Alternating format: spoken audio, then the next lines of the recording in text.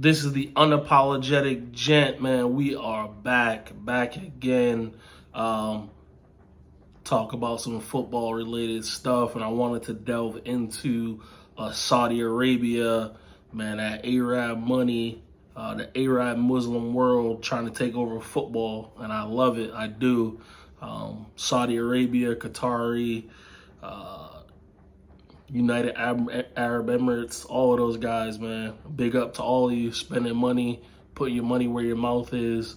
And it's crazy, man, because obviously Cristiano Ronaldo went there last year and said, man, in 5 years' time, this will be one of the, one of the top 5 leagues in the world, and everyone kind of, threw BS up at it, but the way they're moving right now, the money that they're paying, is very, very tempting. And, I personally thought it was going to be more of a retirement league, guys 34, 35 and up at the end of their careers going to get the bag. Makes sense. But now you're seeing Ruben Neves, you're seeing, links to Thomas Partey, links to Son, Koulibaly, younger guys that are still in their prime being linked to going to Saudi Arabia, and it makes a lot of sense, man. A lot of Muslim guys are being linked to them as well, but just from a financial standpoint, I think it's just something that we don't know how long it's gonna last, how long the league's gonna last, how long that type of money is gonna be out there for people. So I think now, while the iron's hot, you got to strike. And really what it comes down to legacy. And what I mean by that is if you've already created a legacy in football, you can go get the bag, i.e. Cristiano Ronaldo, what Benzema's doing. I know Modric has been linked, makes sense. Or, in my opinion, if you don't really have a legacy and you're just average or slightly above average player in one of Europe's top leagues, or, you're not a regular starter in your national team, and you playing in a top league or winning something doesn't really matter for your legacy, go get the bag, i.e. Ruben Neves. He can stay in the Premier League, go to Arsenal or somewhere, whatever, and not be a starter and win a Premier League. It's not going to change anything. He's never going to be considered an all-time great player. It's not going to move the needle for his legacy. So if I was him, I'd go get the bag. The type of money that they're offering, you're never going to ever be able to make for the rest of your life. So it's very similar to what Saudi Arabia did with Live Golf. And guys just had to go take the money, guaranteed money, whether they win tournaments or not. Very similar. So it makes sense. So if you don't, if you're a Vinny Jr. or an Mbappe, or, maybe a Bukayo Saka, a Harry Kane, where you're still trying to cement your legacy in football and you have gears to go and you win certain things or do certain things and you're looked at as, a Brazilian great, a Real Madrid great, an English great, it makes sense not to go yet. But if you're Thomas Partey or Ruben Neves, these type of guys, it doesn't really make a difference. Whether they win something or not, no one's going to consider them all-time great players. I don't think they're world-class players. So it makes sense to go secure your family. And I think Oscar, when he went to China, and I believe he's still there, I think he understood that. He was a very good player, Brazilian international, played for Chelsea, but he was never going to be known as a Brazilian great. He was never going to be a Ronaldinho, a Neymar, R9, a Kaká, someone like that. He was never going to be that. He was never going to be, possibly could have became a Chelsea legend, but was he ever going to be revered and looked at as a Frank Lampard? No. And he went and got the bag early. And I'm sure his family and probably his kids will be set for life. So at the end of the day, it just comes down to money, and Saudi Arabia is offering more. And again, I wrote it off in general as a retirement league like the MLS, but the way they're moving and the money that they're, because let's be honest, nobody ever got the money that Messi got to go to MLS. So guys are getting $5 million, $6 million. You can go get that anywhere. In terms of the top European leagues or more.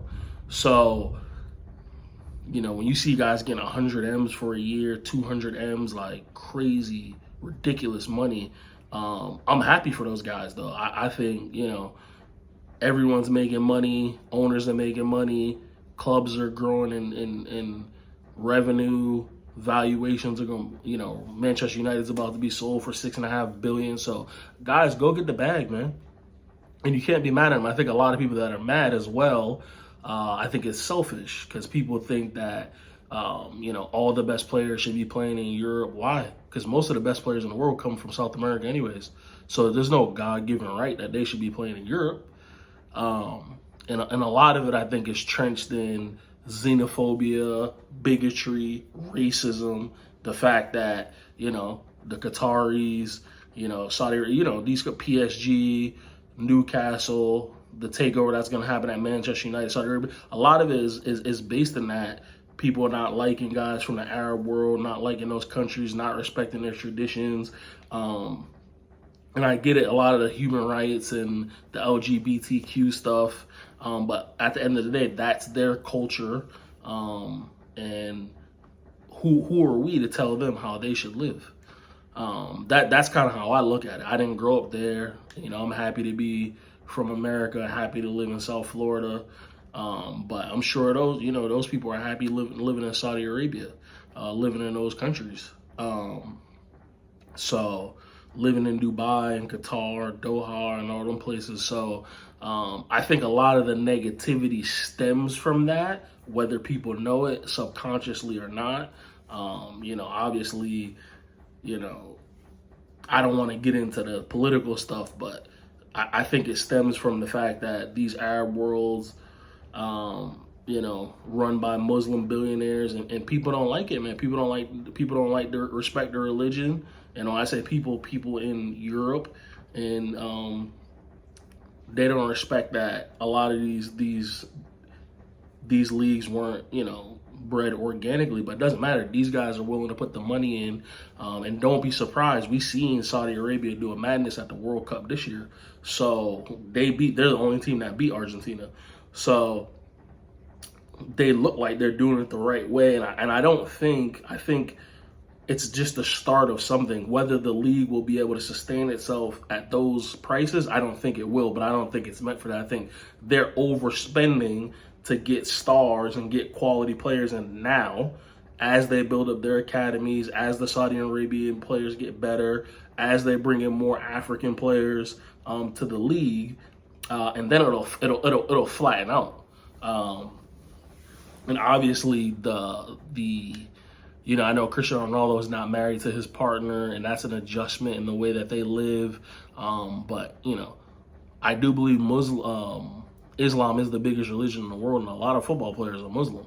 And easily from a cultural standpoint to adapt to playing in Saudi Arabia and those other Arab countries. So it's going to be interesting, but watch out, man. That Arab money's coming, and I'm happy. I hope Qataris buy Manchester United. I'm glad to see the Saudi Arabian League trying to pop off. They get enough good quality players in there, and I'll start watching it. Definitely, but the money's there. They obviously have a passion for the game that I respect, and they're willing to put their money where their mouth is and develop the league. I'm telling you, don't be surprised, in 10 years in Saudi Arabia is a powerhouse as a club. So, and what happens is they start bringing in more, people to the academies, start bringing in the South Americans, and those guys start to get naturalized. And next thing you know, they're representing Saudi Arabia at international level, similar to how Brazil has guys in the Portugal team and the Spain team and other teams like that. So it'll happen, man. Shout out to A-Rod Money. That's just my 2 cents. Again, the unapologetic gent. We'll be back again. Continue to like, share, and subscribe. Trying to grow my channel. Appreciate all the love, and I'm out.